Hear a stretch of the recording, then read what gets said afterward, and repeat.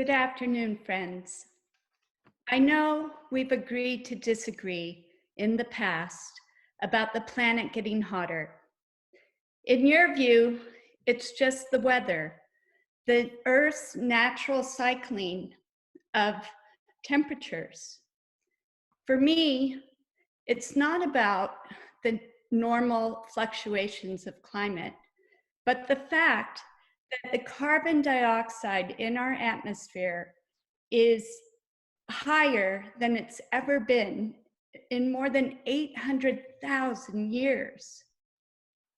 Not to mention the fact that we humans are the ones who are making this happen. I know we don't see eye to eye, but I hope you will hear me out as I make my appeal on behalf of our planet, our home. Let's just agree to agree that global warming is a hoax. Can I see a show of hands for all of those who agree, or you can do thumbs up. Okay, great. Today, I want to address two other issues that I think we should be hugely concerned about. These are deforestation and ocean acidification. I want you to think of these two things in terms of living in your house. So just play with me a little bit with that. Let's start with deforestation. According to Conservation International, every year, 15 million hectares of rainforests are burned, cut, slashed. That's 75,000 football fields every single day. Let's take that in. 75,000 football fields every day are being destroyed. You may not think that this affects you because it's happening on the other side of the earth. But did you know that 20% of the oxygen that you breathe comes from the Amazon? And the other 30% comes from forest and plants. We are destroying the lungs of the earth in an alarming rate. And what really bothers me is that this is causing a loss of habitat for millions of species. According to National Geographic, 70% of the Earth's land, animals, and plants live in forests, and most cannot survive the loss of their habitat. How do you think you would survive with no roof or canopy over your head, no food to eat, no tree to give you shade or hang your artifacts on? I mentioned 50% of the oxygen that we breathe comes from forests and plants. Did you know the other 50% comes from the oceans? That leads us to the second issue of concern, which is ocean acidification. Coral reefs are like underwater rainforests, and they're the most biodiverse habitats in our oceans. Thousands of marine species rely on them for food and shelter. Since the late 90s, coral reefs around the globe have been experiencing bleaching events. According to the Coral Reef Alliance, the most recent bleaching event that occurred from 2014 to 2017 was the longest and most widespread in all of recorded history, and it killed 2/3 of the northern part of the Great Barrier Reef in Australia. 2/3. We cannot deny the direct relationship between carbon absorption by the oceans and their changes in pH levels. As the oceans absorb carbon dioxide, they become more acidic, and this in turn decreases the calcification rate of corals and other marine organisms to grow their skeletons and shells. Relating this back to your house, it's as if the 2x4s and beams and rafters are full of termites. How long will it last without its structure? How long will we last if we keep destroying the very structure that provides our oxygen, our food, our shelter? Even if global warming is a hoax, do we really want to treat the planet this way?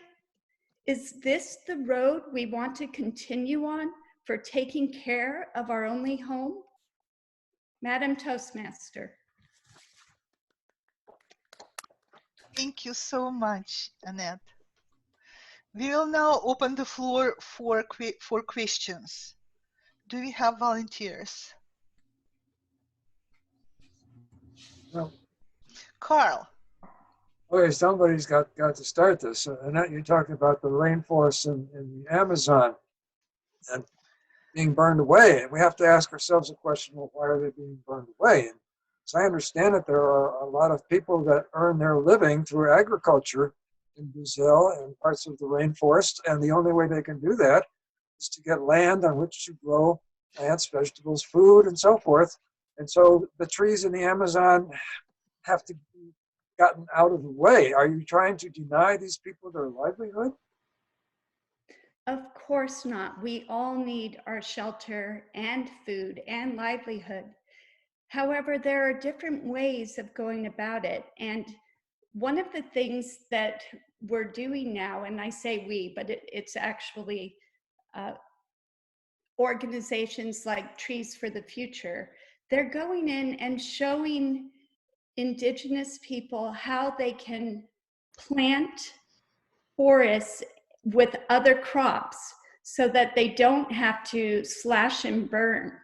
And the other thing that's happening at an alarming rate is really corporations doing this. It's not the people and their livelihoods, it's the corporations who are taking it all down and then planting very uniformed palm trees for palm oil. So, you know, forget about livelihood for that. They're putting profit over the earth. I hope that helped answer your question, Carl. Okay, yeah, it does. Kyle. Okay, so I am noticing that through this pandemic lockdown, things are blossoming more. Where people have been eliminated from a lot of the quotient that's happening. Would you not concur? Yes, in fact. Okay, so what if we start eliminating people on a permanent basis? What do you think? Radical. I definitely am not of any authority to say that that would be a good idea. And it's interesting how it's sad to say, but there is a way of checks and balances. And this is not the first pandemic that the Earth has dealt with, or we have dealt with as a species. I mean, we've been wiped out in huge numbers by diseases, and now we're getting wiped out in huge numbers from floods and storms.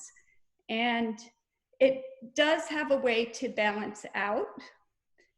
I think that this COVID-19 pandemic is a real good opportunity for us to look at how, by not consuming so much or burning the fossil fuels, we're actually allowing the earth to catch its breath. And the skies are bluer, the waters are clearer, and they're showing that the emissions are way down and that it is making a difference. The scientists are definitely recording all of this, and we shall see that we can lessen our impact. So you think it's a good idea then to have these viruses and keep us all home so we're not out driving and burning gas and this sort of thing? You think that's a good idea, right? No, I don't think that the virus is a good idea. I mean, I am fortunate to live in a beautiful place on the earth, in a beautiful home, that it's not that bad sheltering in place, especially since I work for myself. But think of all the people who are now having to be at home that might be in an abusive relationship and they're stuck there now. And think of, there's so many bad things that can happen from this pandemic and being sheltering, but I do feel that it is a wake-up call for us from the earth, for us to really look at our relationship with it. So I'll say in that way, it's a huge benefit. Thank you. Okay. I think I'm Thank you. fine. Thank you so much, Annette.